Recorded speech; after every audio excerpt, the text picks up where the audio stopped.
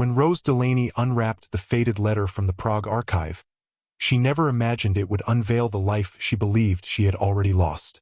Decades earlier, her brief marriage to a man who called himself Charles Whittaker ended without explanation.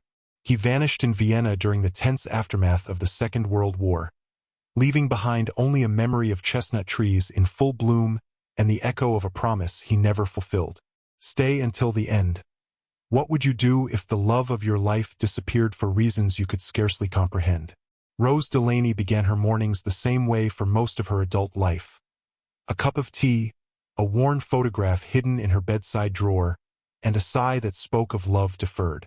She was just 23 in 1951, traveling in Europe to find some reprieve from the heartbreaks of war. It was in Paris, at a diplomatic reception, that she first saw him standing by a window, looking both confident and quietly haunted. The invitation on her table introduced him as Charles Whittaker, an American diplomat. He wore a polished badge and an old soldier's watch, a strange combination that caught her eye. Something in his gaze told her he had secrets hidden deeper than any small talk could reach. Yet in those first days, Rose hardly cared about secrets. She was caught up in the heady romance of a city still alive with the relief of peace. He asked her to dance at a nearby jazz club. She said yes before thinking twice. They fell into an easy companionship, wandering through lamplit streets, sipping coffee at outdoor cafes, and talking of dreams that felt impossible in the shadow of the recent war. By the time they left for Vienna, they were inseparable. She couldn't recall if it was the hush of his voice or the warmth in his eyes that charmed her most, only that she felt safer with him than she ever had, even though she sensed danger trailing him like a second shadow. They were married in a civil ceremony beneath blooming chestnut trees, the Vienna courthouse staff offering polite congratulations in broken English. For 16 days they lived inside the dream. They strolled the narrow streets, sampling pastries from tiny bakeries, laughing as they tried to speak German. Then, on the 17th morning, he left their small room to buy coffee before a planned train ride to Salzburg. She never saw him again. No note, no explanation, only rumors and silence. Austrian authorities shrugged helplessly, hinting that Cold War tensions made such vanishings common. One cryptic American official suggested Charles might have defected, or worse. For decades, Rose carried on with her life in New York as a schoolteacher, returning to the States alone. She never remarried. She told herself that Charles, or Carl, as her nightmares sometimes whispered, had been nothing more than an illusion. Yet the memory of those 16 days lingered longer than most lifetimes. She was not bitter, only puzzled, haunted by questions she had no means to answer. Then, in the autumn of 2023, Rose was 94, living in a small assisted living apartment near the city. Her granddaughter, Emily Delaney, a tenacious journalist with an unerring curiosity, visited almost daily. One morning, Emily arrived with a phone pressed against her ear and eyes shining with excitement. She explained, breathless, that she had received a call from a Cold War artifacts curator in Prague. A hidden box from a defunct archive had been discovered, containing a photograph of Rose in a wedding dress outside the Vienna courthouse. Rose's heart skipped. That photograph had been lost in Vienna, or so she thought. She took the phone in trembling hands, listening as the curator described a notebook with Carl's name, Weiss, not Whittaker, on the inside cover, along with a fountain pen engraved with letters she couldn't quite decipher. In that moment, Rose realized everything she had believed about her husband might have been a half-truth. She had never known him as Carl Weiss.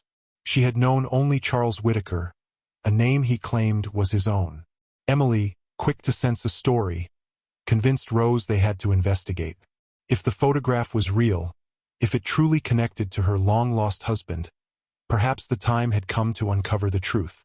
So began Rose's second journey to Europe. She was frail, walking with a cane, but her spirit kindled with a determination she hadn't felt in years.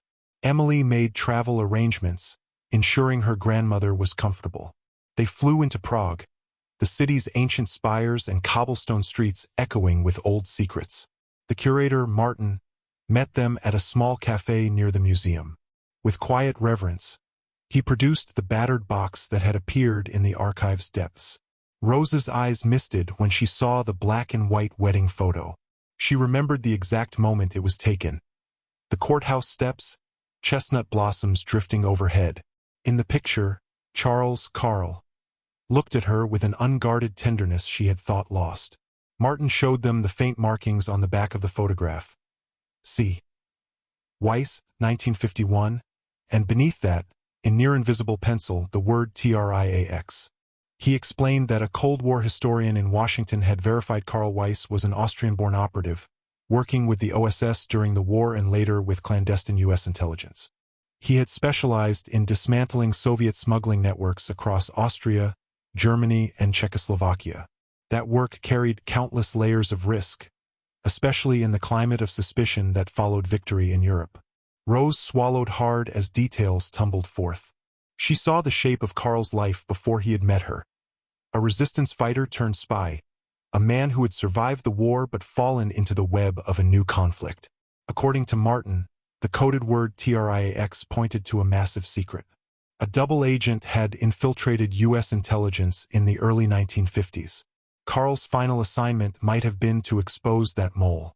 When Rose heard this, her heart fluttered with both dread and amazement.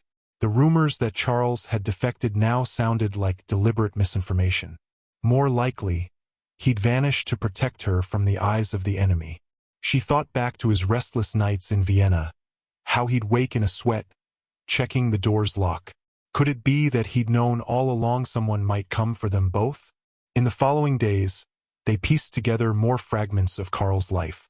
An archivist in Prague located references to C. Weiss cooperating with an American liaison in 1951, right around the time he married Rose. Old cables mentioned that Soviet agents discovered Carl's personal entanglement with an American teacher. They considered it leverage. Then, in the records, came a single line: "The asset has chosen to extricate the target." Rose's eyes stung with tears when she realized that the target was likely her. Carl had staged his own disappearance to spare her from threats or blackmail. In an instant, the heartbreak she had carried for so long transformed into a bittersweet understanding.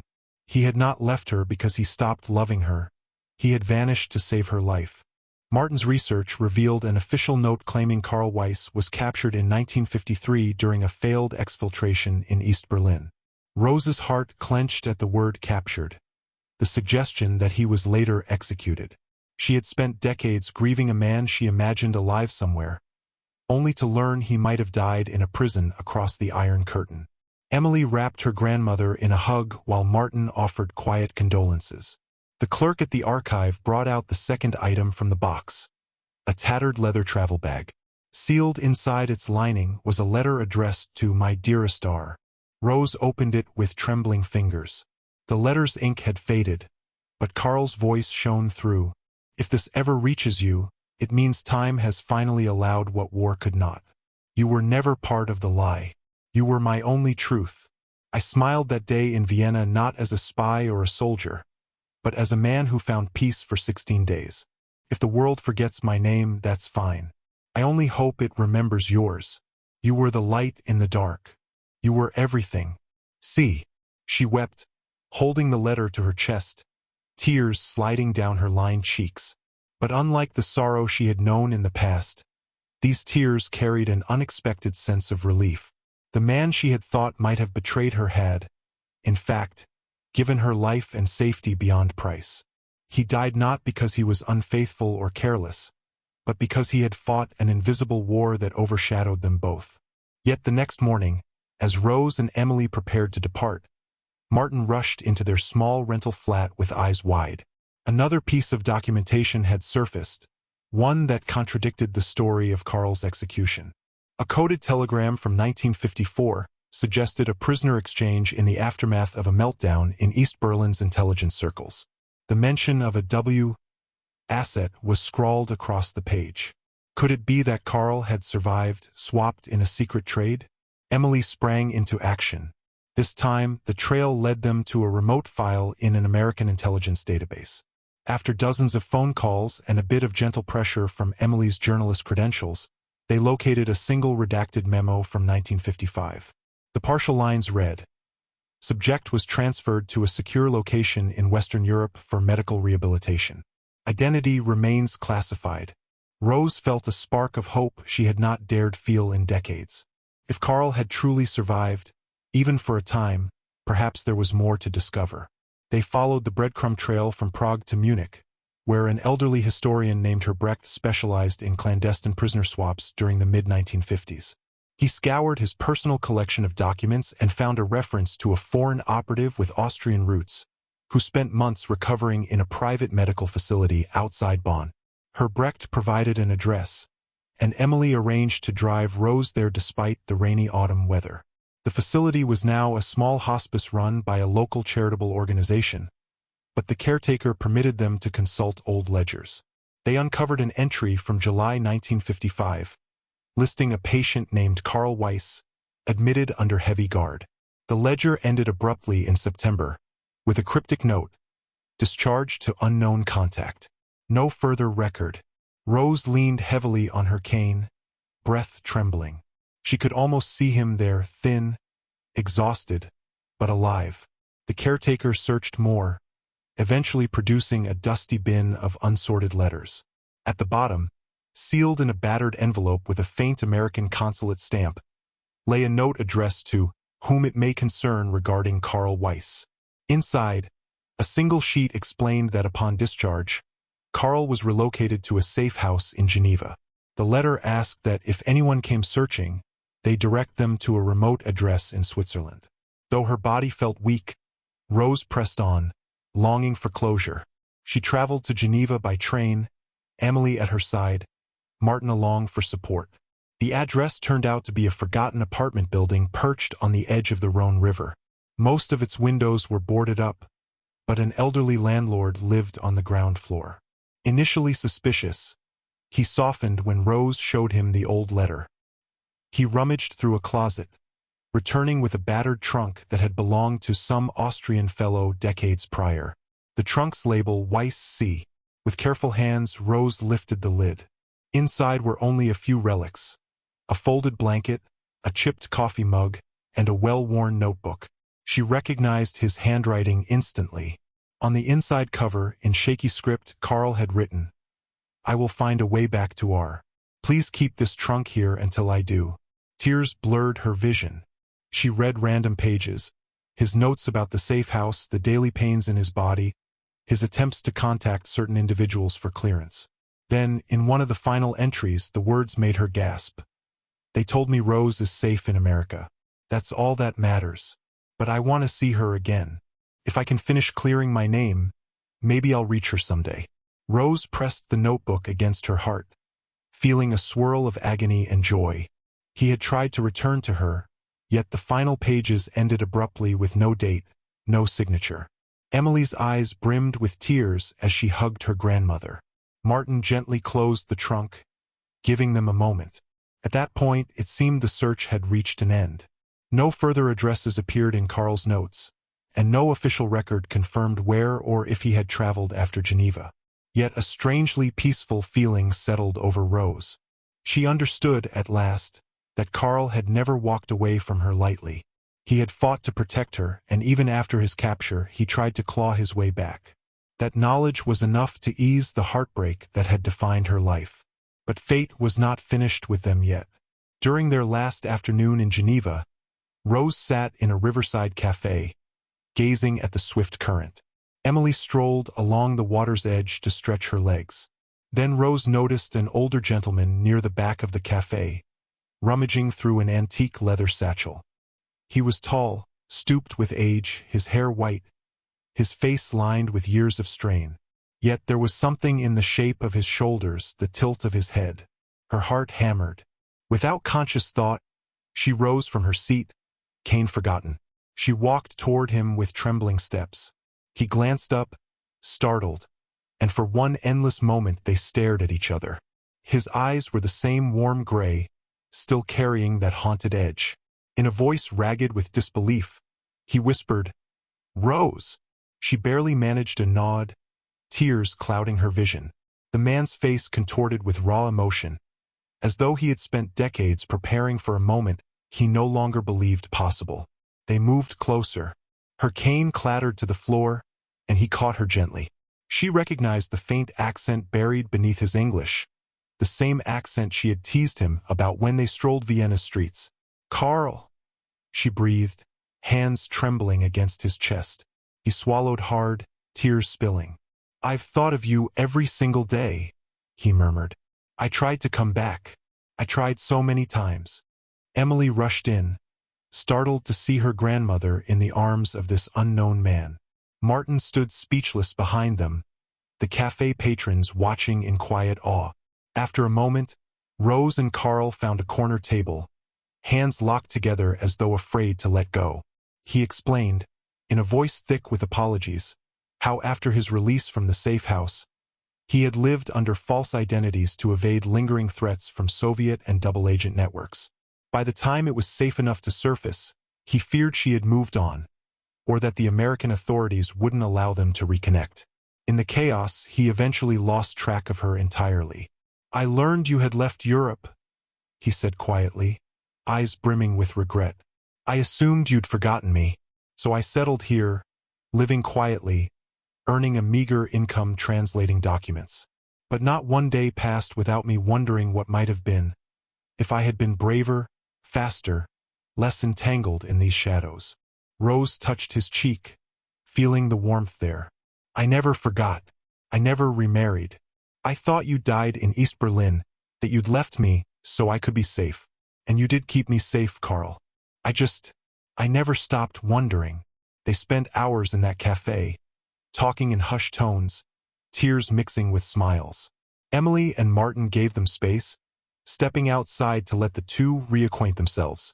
Passers-by glimpsed an elderly couple, heads bowed close, speaking with the intensity of young lovers. The weight of half a century lifted from Rose's heart.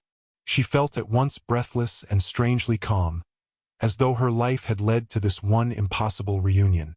When the cafe finally closed, Emily booked them all into a nearby hotel. Carl walked with a slight limp, scars visible on his knuckles, souvenirs of the life he'd led in the shadows. In the hotel's lobby, Rose sat beside him, letting his arm drape around her shoulders. She told him about the years she spent teaching, her quiet existence, the nights she wondered if he had simply chosen not to return. He kissed her temple and told her how he yearned to write but burned every note he ever composed for fear of exposing her.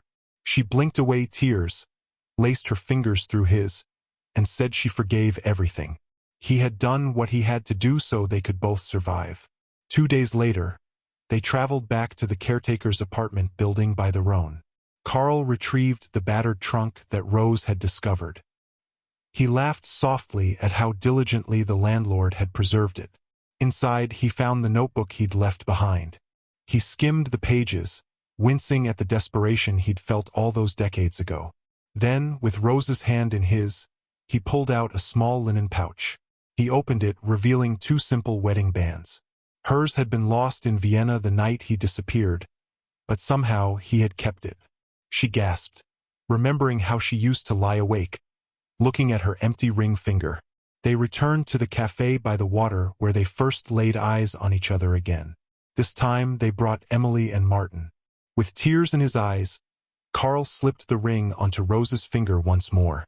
She laughed through sobs, pressing her lips to his trembling hand. The few patrons around them broke into gentle applause, sensing the emotion in the air. Emily snapped photographs, tears on her own cheeks. From that day on, Rose and Carl were inseparable, making up for lost time. They decided to stay in Geneva a little while, leaning on Emily's help for logistics. The city seemed to embrace them with its quiet, dignified charm. Strolling along the lakeside, they recounted the past and planned for a future they never thought they would share. Carl confessed he had never expected redemption, only a solitary ending. Rose assured him there was still room for happiness. After a month of gentle days and cautious health checks, they agreed to return to the States. Rose's apartment was modest but welcoming, and Carl admitted he felt a surge of hope at the idea of building a simple life with her. Their flight home was full of hushed conversations, each relearning the other's habits and quirks. Emily watched them with wonder, documenting each moment as if capturing a miracle.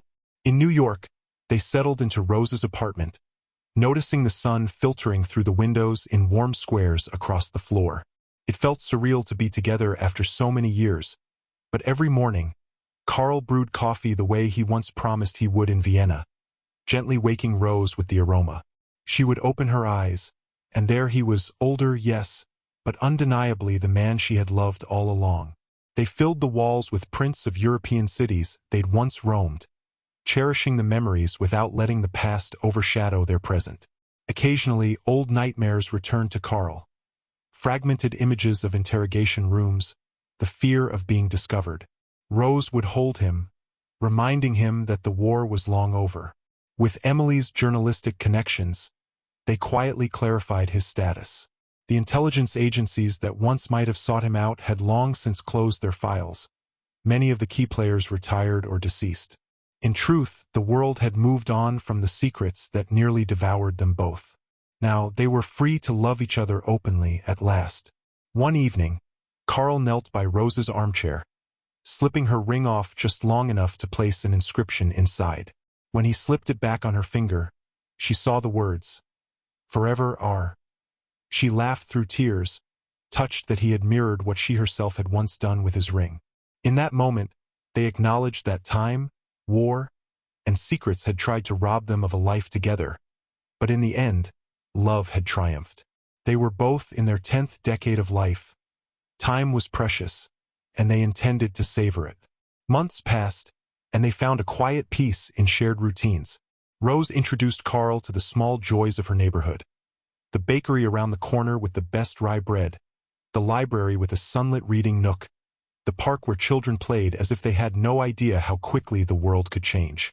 Emily often visited, bringing dinners and listening eagerly to their stories of post-war Europe. Now that Karl could speak freely, Rose would watch Karl narrate his life, heart full of pride. He was not just a spy or a soldier. He was a man who had never stopped loving her, even when it endangered them both. Eventually, on a mild afternoon in spring, they decided to renew their vows in a simple ceremony at a small garden near Rose's home. Emily and Martin stood as witnesses, along with a few close friends Rose had made over the years. The old couple wore plain clothes. Rose's hair was silver and pinned back with a single flower, reminiscent of their day in Vienna. Karl's hand shook slightly as he took hers. With tearful smiles, they exchanged the words they hadn't been able to speak decades earlier. The officiant pronounced them husband and wife, again. Beneath the gentle rustle of leaves, they kissed while onlookers cheered softly. From that day on, they lived without regret. The weight of old mysteries had fallen away. Karl never wanted to dwell too much on the secrets he once carried.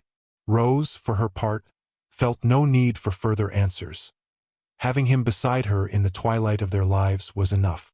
Emily wrote a heartfelt article detailing her grandmother's journey, though she omitted certain details to protect Karl's privacy. The piece was praised for its warmth, a story of war-torn lovers finding each other long after the battles ended.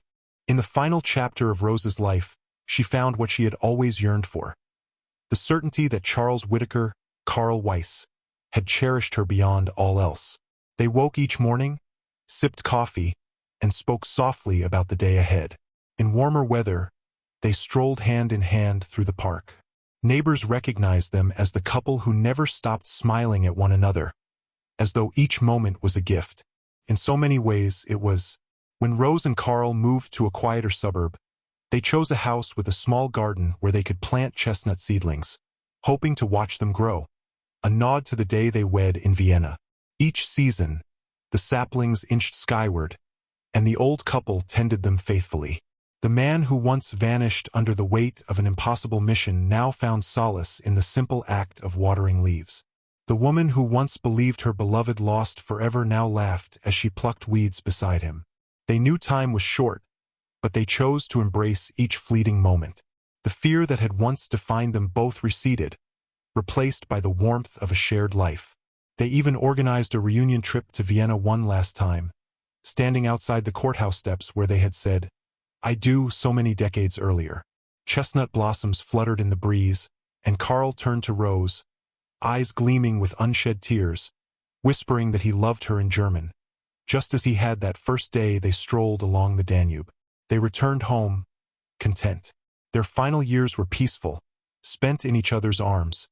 The quiet routine of people who had known too much pain, finally free to live.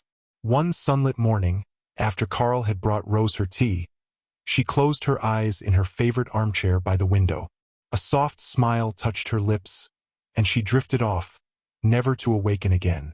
Carl knelt by her, tears slipping down his face, but there was tenderness in his sorrow. She had waited for him, and they had found each other. They had made every moment of their second chance count. Carl carried on, planting a final sapling in the garden in her name, watching it grow in the shifting light.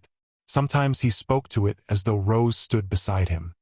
He placed the letters they had exchanged in a small wooden box, along with the black and white wedding photo from Prague. He planned for them to be passed down through Emily's family, ensuring that their story, once nearly lost in the churn of Cold War secrets, would be remembered for the simple, unbreakable truth that bound them together. When the time came for him to leave this world, he did so quietly, in his sleep, the faint trace of a smile on his face. Emily found him with the small wooden box on his bedside table, his hand resting atop it as though he had been dreaming of chestnut blossoms and the bride he never forgot. She gathered his letters with care, feeling the weight of a history that had ended happily, despite every obstacle. Their story would remain a testament to how love, once forged, could survive the greatest storms and find its way home, no matter how many decades passed. Because in the end, Rose Delaney and Carl Weiss proved that true devotion endures. He had vanished not to escape her, but to protect her. She had waited for reasons she couldn't name, guided by faith in the man she loved. And when fate finally granted them a second chance, they seized it, living out the ending they had once only dared imagine beneath Vienna's chestnut trees. Thanks for watching to the end. If you enjoyed this story, please consider liking this video and subscribing to the channel. Have a wonderful day.